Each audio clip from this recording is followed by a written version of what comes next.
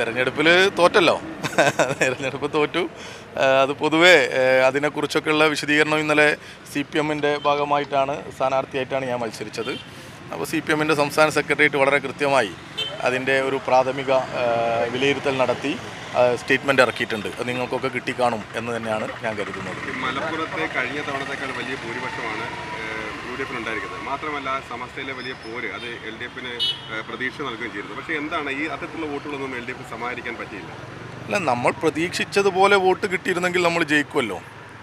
അപ്പോൾ പലരും ഈ ലോക്സഭാ തെരഞ്ഞെടുപ്പിൽ പൊതുവേ കേരളത്തിലുണ്ടാകുന്ന ഒരു എഡ്ജുണ്ട്, അത് UDF-ന് അനുകൂലമാണ് ഇപ്പോൾ കുറച്ചായിട്ട് പ്രത്യേകിച്ച്. അത് അവർ നന്നായിട്ട് അവർക്ക് ഗുണകരമാക്കുന്ന തരത്തിലേക്കുള്ള പ്രവർത്തനങ്ങൾ ഉണ്ടായി.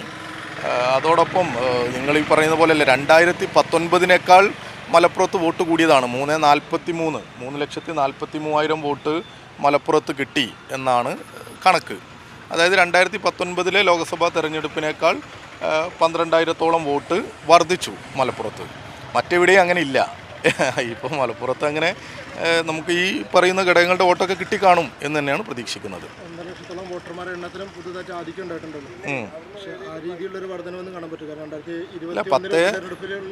10,40 അല്ലേ അങ്ങനെ വോട്ട് ചെയ്തവരുടെ എണ്ണത്തിലും വോട്ടിംഗ് പെർസെൻറ്റേജിലും മാറ്റമില്ല. 31.6 ആണ് ഇപ്രാവശ്യം വോട്ട് പെർസെൻറ്റേജ് LDF-നുള്ളത്.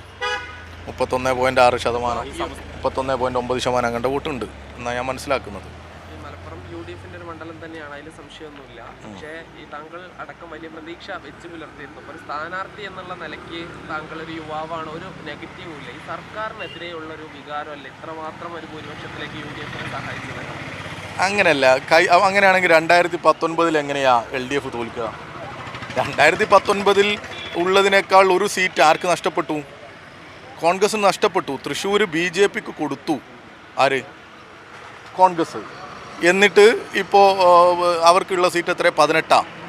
2019 അവർക്കുണ്ടായിരുന്ന സീറ്റ് 19, ഒന്ന് കുറഞ്ഞതാണ്. അപ്പോൾ ഭരണവിരുദ്ധ വികാരം ഇല്ല എന്നല്ലേ മനസ്സിലാക്കേണ്ടത്.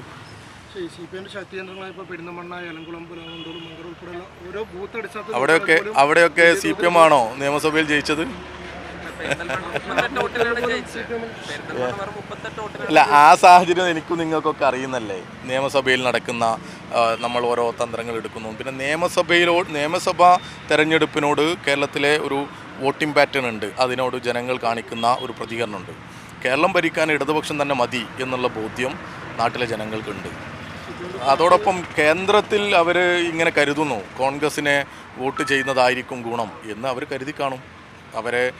കാരണം BJP-യോടുള്ള ഒരു വല്ലാത്ത അതൃപ്തി, ഒരു മതനിരപേക്ഷതയ്ക്ക് വേണ്ടിയിട്ടുള്ള ഒരു ശ്രമം, കേന്ദ്രത്തിൽ കോൺഗ്രസ് ആയിരിക്കും ഏറ്റവും വലിയ, ഇപ്പോൾ പ്രത്യേകിച്ച് ഇന്ത്യ മുന്നണിയുടെ ഒരു നേതൃത്വമായിട്ടൊക്കെ നിൽക്കുന്നത് കോൺഗ്രസ് ആണ് എന്നുള്ളൊരു ഫീലുണ്ടല്ലോ. ആ ഫീല് വോട്ടായി മാറി എന്നാണ് ഞാൻ കരുതുന്നത്. ബാക്കി പാർട്ടി അതിൻ്റെ ഒരു കൃത്യമായ അവലോകനം നടത്തി പറയും. പാർട്ടി വോട്ടിൽ വിള്ളൽ വീണ 3,43,000 വോട്ട് എങ്ങനെ കിട്ടും മലപ്പുറത്ത് ഉൾപ്പെടെ? ഇത്രയൊക്കെ അല്ലേ പാർട്ടി, ബാക്കിയൊക്കെ ഈ വോട്ടർമാരല്ലേ. അങ്ങനെ വലിയ വിള്ളലുണ്ട് എന്നുള്ള അഭിപ്രായം എനിക്കില്ല. ഇനി ബാക്കി പരിശോധന ഒക്കെ നടത്തട്ടെ, ഒക്കെ നടന്നു വരുന്നല്ലേ ഉള്ളൂ. NRCC അടക്കമുള്ള ഒരുപാട് വിഷയങ്ങൾ ഉൾപ്പെടെ കൊണ്ടുവന്നിരുന്നത് അതായിരുന്നു അടുത്ത വർഷം പ്രധാനമായും പ്രചാരണമാക്കി. അതുപോലെ മണ്ഡലം MP-മാർ വെച്ചു മാറി എന്നുള്ള വിഷയവും വലിയ തോതിൽ പ്രചാരണമാക്കി. പക്ഷെ അതൊന്നും ഏഷ്യയില്ല, അല്ലെങ്കിൽ അതൊക്കെ UDF-ന് അനുകൂലമായി ഞങ്ങളെ ഈ വോട്ടിന് വേണ്ടി ഇങ്ങനത്തെ ഇപ്പോൾ പരിസ്ഥിതി ദിനം വോട്ടിന് വേണ്ടിയാണോ? ഞങ്ങളങ്ങനെ ഒരു വോട്ടിന് വേണ്ടിയിട്ട് പിന്നെ ഓരോ ക്യാമ്പയിനുകൾ എടുക്കുന്ന ആളുകളല്ല. ഞങ്ങൾ സംഘടനാ പ്രവർത്തനം തുടർച്ചയായി നടത്തുന്ന ആളുകളാണ്. അത് ഈ ജനം മനസ്സിലാക്കി, ജനം ബോധ്യപ്പെട്ട് ഞങ്ങളെ പിന്തുണക്കും. ചിലപ്പോൾ അവർക്ക് മറ്റെന്തെങ്കിലും ബോധ്യത്തിൻ്റെ അടിസ്ഥാനത്തിൽ അവർ ഞങ്ങളെ പിന്തുണക്കാതിരിക്കും. ഒക്കെ സ്വാഭാവികമാണ്. അത് അവരുടെ ചോയ്സാണ്. അതവർ ജനാധിപത്യത്തിൻ്റെ ആ ഒരു സൗന്ദര്യം എന്ന് പറയുന്നത് നമുക്കറിയാമല്ലോ. അവർക്ക് യോജിക്കാനും വിയോജിക്കാനും ഒക്കെയുള്ള അവകാശമാണ്. അതിലവർ യോജിക്കുകയും വിയോജിക്കുകയും ചെയ്യും. ഇവിടെ ഞങ്ങളോട് കുറേ പേര് വിയോജിച്ചു, അതുകൊണ്ട് ഞങ്ങൾ തോറ്റു.